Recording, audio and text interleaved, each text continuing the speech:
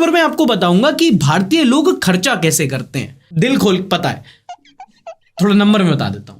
दो ऑर्गेनाइजेशन है पीडब्ल्यूसी और परफ्यूज, इन्होंने लगभग 30 लाख इंडियंस का डेटा खंगाला और एक रिपोर्ट निकाली, हाउ इंडिया स्पेंड्स। अगर आपको एक मोटा मोटा डिस्टिंक्शन चाहिए, मान लो एक व्यक्ति एवरेज इंडियन 100 रुपए कमाता है, तो उसको आप 3 भागों में डिवाइड कर सकते हो। आदमी अपनी कमाई का 1/3 हिस्सा खर्च करता है नेसेसिटीज पे, मतलब कि रोटी, कपड़ा, बिजली, मकान, स्कूल की फीस वगैरह बच्चों की, ये सब। दूसरा 1/3 खर्च करता है वो ईएमआईज पे, सबके अपने अपने लोन चल रहे हैं जिसकी किस्तें जाती हैं। और फिर 1/3 हिस्सा खर्च करता है लग्जरीज पे। अब इतने आईफोन खरीद रहे तो मिरर सेल्फी के लिए महंगे रेस्टोरेंट में जाना कि नहीं जाना। पर आपको यहाँ पर ना एक नुआंस बताता हूँ, इंडिया एक क्रेडिट बेस्ड इकोनॉमी बनने लगी है। यूजुअली आप ये समझोगे ना कि जिसके ज्यादा ईएमआई चल रही है, जिसने ज्यादा लोन लिया हुआ है, वो वही है जिसको पैसे की ज्यादा जरूरत होगी, जिसकी इनकम थोड़ी कम होगी। और जिसकी इनकम ज्यादा है उसको पैसे की उतनी कहां जरूरत, वो क्यों लोन लेगा। पर ऐसा नहीं है, जिसकी ईएमआई ज्यादा है वो लार्जर इनकम ग्रुप्स वाले लोग हैं। अमीर आदमी तो नहीं कहेंगे, पर upper middle class, lower middle class, आपके दिमाग में अपना एक परसेप्शन होगा।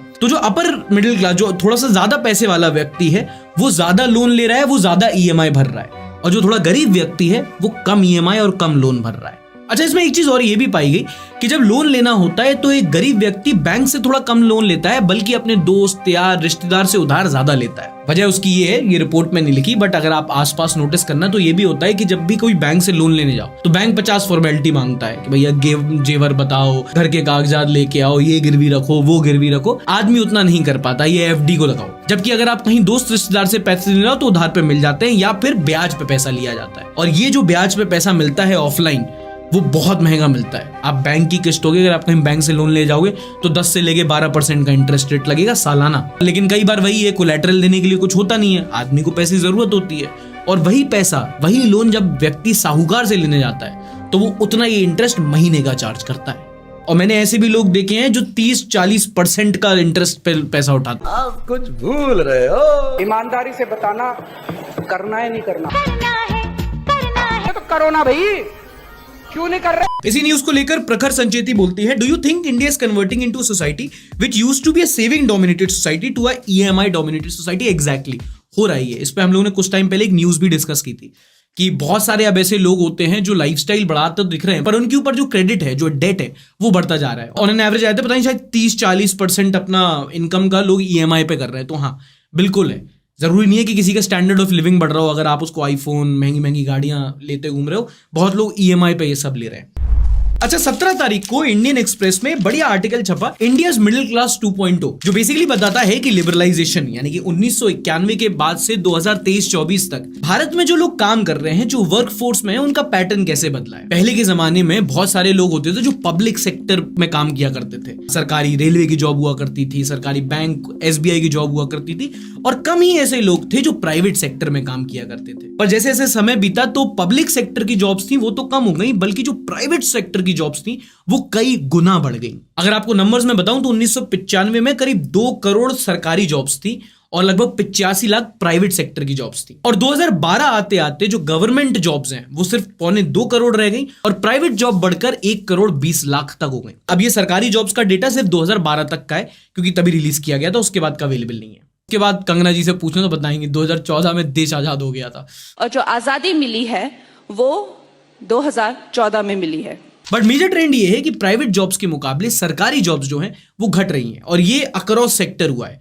यही आप फाइनेंस सेक्टर की बात कर सकते हो, यही हुआ है रेलवेज में, यही हुआ है सर्विस सेक्टर में, यही हुआ है बैंकिंग सेक्टर में। हालांकि एक डिफरेंस यहां पर यह है कि जो ज्यादातर जॉब्स हैं ये सर्विस सेक्टर में बढ़ी है, ना कि मैन्युफैक्चरिंग में। इस टाइम पे जैसे चाइना को आप कहते हैं manufacturing capital of the world, ऐसे इंडिया को कहा जा रहा है back office of the world, क्योंकि यहां पर सर्विस सेक्टर की जॉब्स बहुत हैं। अभी सर्विस सेक्टर की जो जॉब्स होती हैं ये नंबर में तो बहुत ज्यादा होती हैं, बट ये ज्यादा हाई पेइंग नहीं होती। अगर तुम देखोगे भी ना तो इन्फोसिस, विप्रो में जो काम कर रहे हैं 20-25 हजार की नौकरी में काम कर रहे हैं, वो 2-2, 3-3 साल के बाद भी।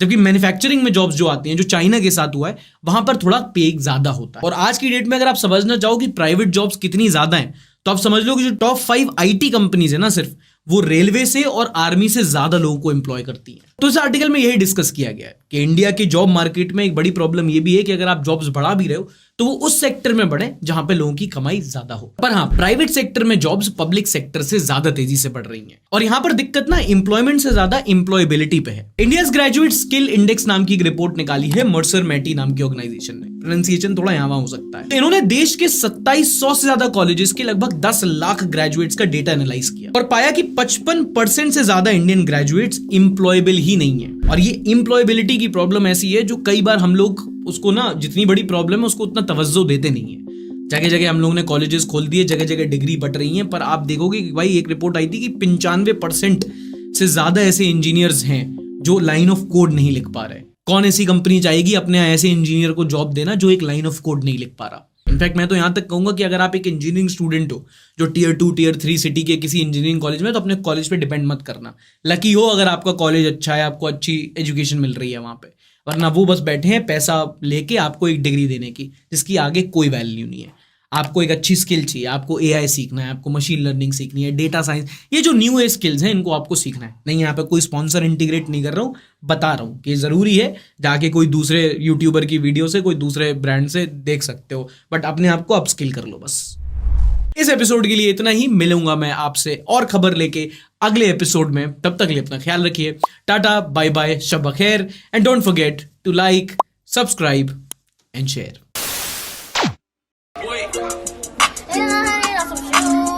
Hey. Hey. I do it every time that I can afford, yeah. Get my money's in the class and you gon' do, yeah. Make a ring go is the best, so you know, ooh, Yeah.